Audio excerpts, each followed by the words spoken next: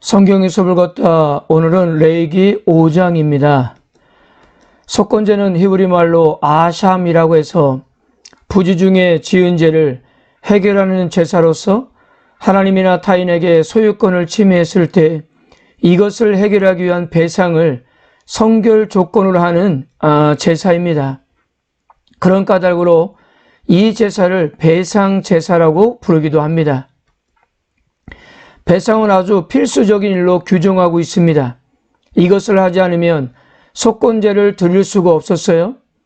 사람에게 먼저 용서를 구하고 손해를 입힌 부분을 해결한 다음에 하나님께 죄를 사해 달라는 제사를 드리는 것이 제대로 된 순서였던 것입니다.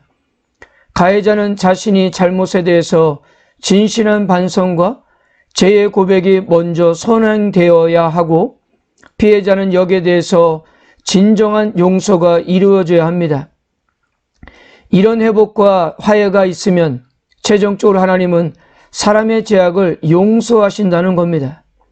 이런 원칙은 시대를 초월해서 모든 사람에게 적용되는 것이 아닐까 해요. 진실한 고백에는 무엇이 따라 할까요? 당연히 물질적인 손해배상이 있어야 합니다. 만약 그게 없다면 상당히 공허할 것입니다. 그러니까요, 속건제의 정신은 인간의 강교함을 잘 알고 있는 거예요.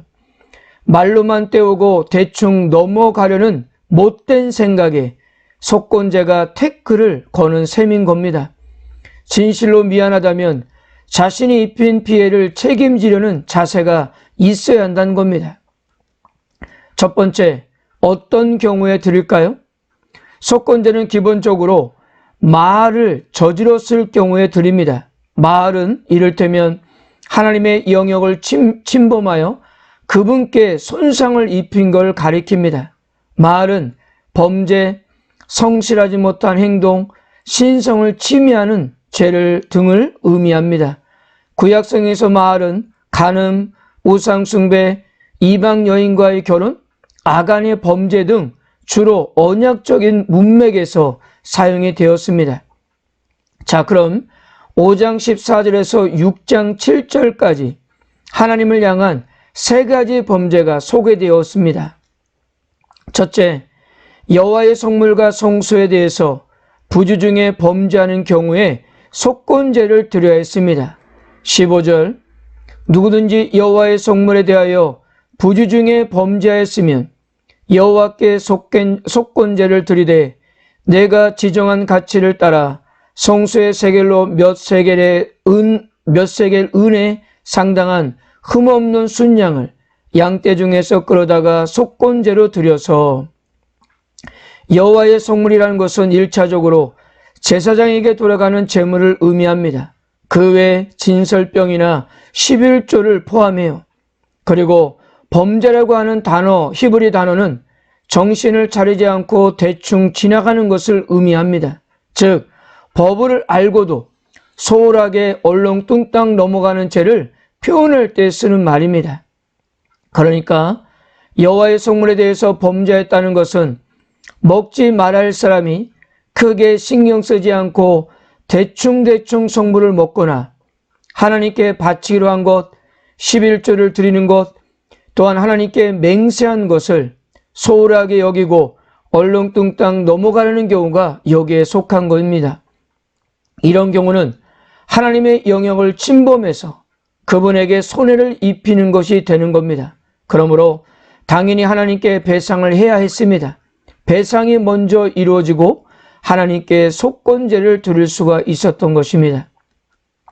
둘째, 부지 중에 하나님의 계명을 어겼을 경우에 속건제를 드렸습니다.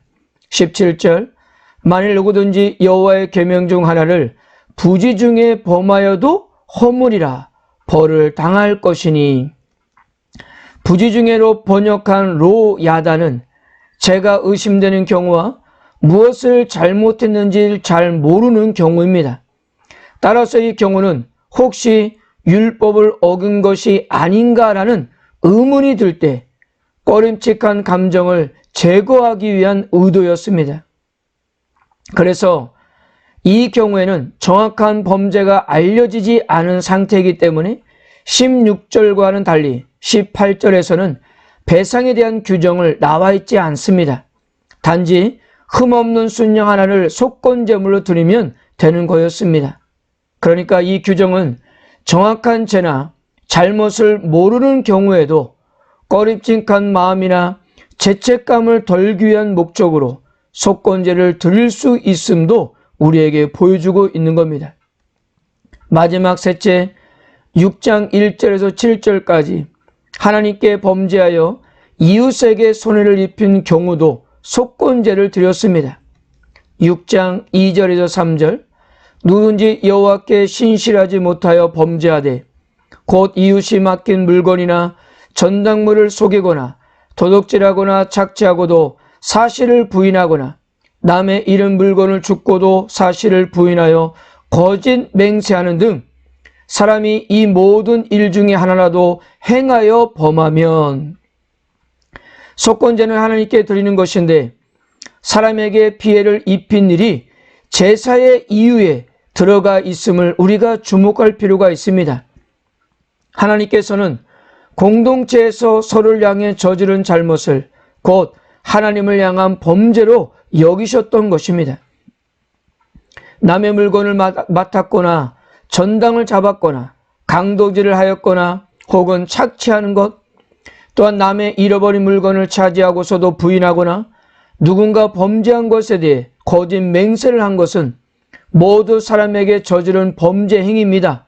그런데 이건 역시도 다 말로써 하나님께도 죄가 된다는 사실이었습니다. 사도 요한은 눈에 보이지 않는 하나님을 어떻게 사랑하는지 우리에게 물었습니다. 눈에 들어오는 형제를 사랑하지 못하면서 어찌 보이지 않는 하나님을 사랑할 수 있겠는가? 이것은 가능하지 않다는 것이 요한의 견해였습니다. 사람에게 진실한 사죄를 하지 않는 사람이 하나님께 잘못했다며 제사한들 하나님께서 기뻐하실까요? 전혀 그렇지 않습니다. 사람에게 정직하지 않으면서 하나님에게 뭔가를 하는 것은 그것은 그저 종교적인 행위에 불과했던 겁니다.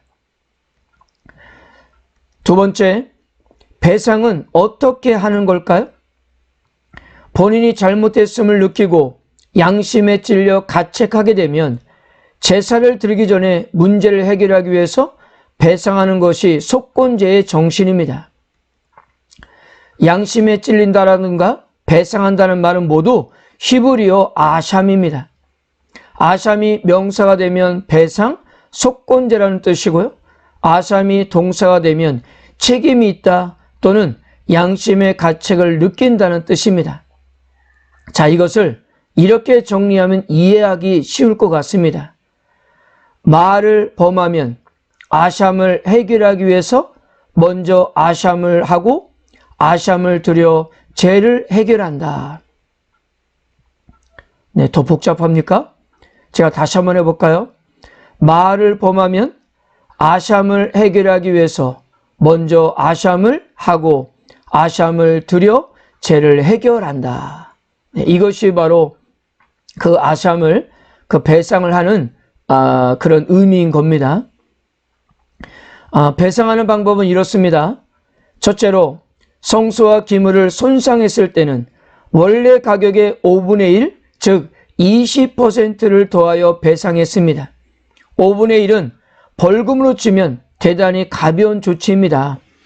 출애굽기 22장을 보면 가축을 도둑질했다가 나중에 발각되는 경우, 또한 가축을 죽이거나 그것을 팔았을 경우는 무려 가축값의 300에서 400%가 되는 벌금을 부과했습니다. 그렇다면 왜 이와 같은 차이가 나는 걸까요? 그것은 바로 자발성과 고백의 유무였습니다. 출애굽기 22장은 도둑질한 것이 발각되었을 때의 사인이고요. 레위기 6장은 스스로 잘못을 고백했을 경우를 다루고 있기 때문입니다. 즉 자발적으로 죄를 뉘우치는 경우는 그렇지 않는 경우에 비해 처벌의 정도가 상당히 완화되었던 것입니다. 그렇다면 손해를 갚을 때 20%를 더하는 의미는 과연 무엇일까요? 속건제의 배상 원칙은 벌금을 지어서 죄인을 혼내는 데 있지 않다는 겁니다. 오히려 잘못했던 사람을 정상적인 삶으로 다시 진입시키려는 의도가 들어있는 거예요. 책임은 지게 하되 무겁게 하지 않아서 쉽게 원래 삶을 회복하도록 돕는 것이었습니다. 그래서 속건제를 통해서 하나님의 속죄를 경험하는 동시에 인간과의 관계도 회복하도록 하는 취지였던 겁니다. 그래서 이런 규정을 통해서 어떤 잘못과 죄를 지었을 경우 자발적으로 스스로 자신의 죄를 고백하게 그렇게 했던 것입니다. 둘째로 속건 제물로는 오직 흠이 없는 순양으로만 제한이 되었습니다. 신분의 기천과 경제적인 여건에 상관없이 모든 사람이 같은 짐승을 제물로 드려야 했습니다. 그리고 레위기에서 순양이 제물로 언급되기는 이것이 처음입니다. 속건제의 의미는 예수 그리스도의 구속사역에 잘 나타납니다. 성경적인 사고에 의하면 인간이 죄를 짓는 것은 하나님께 빛을 짓는 겁니다. 이러한 인간을 위해서 예수 그리스도는 십자가에서 죽으심으로 그 죄의 값을 지불하셨던 겁니다. 여호와께서 그에게 상함을 받게 하시길 원하사 질고를 당하게 하셨은즉 그의 영혼을 속건제물로 드리기에 이르면 그가 씨를 보게 되며 그의 날은 길 것이요 또 그의 손으로 여호와께서 기뻐하시는 뜻을 성취하리로다. 이사야에 의하면 예수님은 자신의 생명을 친히 백성의 죄값으로 지불하셨다는 겁니다. 이것이 신약에 와서 그대로 성취되었습니다. 친히 나무에 달려 그 몸으로 우리의 죄를 담당하셨으니 이는 우리로 죄에 대하여 죽고 의에 대하여 살게 하려 하심이라. 그가 채찍에 맞음으로 너희는 나음을 얻었나니. 예수님의 죽음은 우리의 죄값을 대신 갚아주신 것입니다. 예수님이 우리를 대신해 갚아주신 죄값으로 하나님의 공의가 만족되었기 때문이에요. 사랑하는 성도 여러분, 우리들은 예수님을 통해 우리의 죄값이 이미 해결받았음을 믿으시길 바랍니다. 그렇다면 이런 은혜로 살고 있는 우리가 이 땅에서 어떻게 살아가야만 할까요? 어떤 일에 있어서 자신의 잘못을 철저하게 인정하고 책임 있는 행동을 하는 것입니다. 그리고 우리가 먼저 그렇게 용서를 구하는 사람들에게 진정 어린 용서를 해야 하는 겁니다. 이것이 주님으로부터 먼저 은혜를 받은 우리가 이 땅에서 보여줘야 할 모습이 아닐까 합니다. 오늘도 우리에게 은혜 주신 것에 대한 감사와 함께 사회의 일원으로서 책임 있는 행동으로 하나님께 영광 돌리신 하루가 되시기를 주님의 이름으로 축복합니다.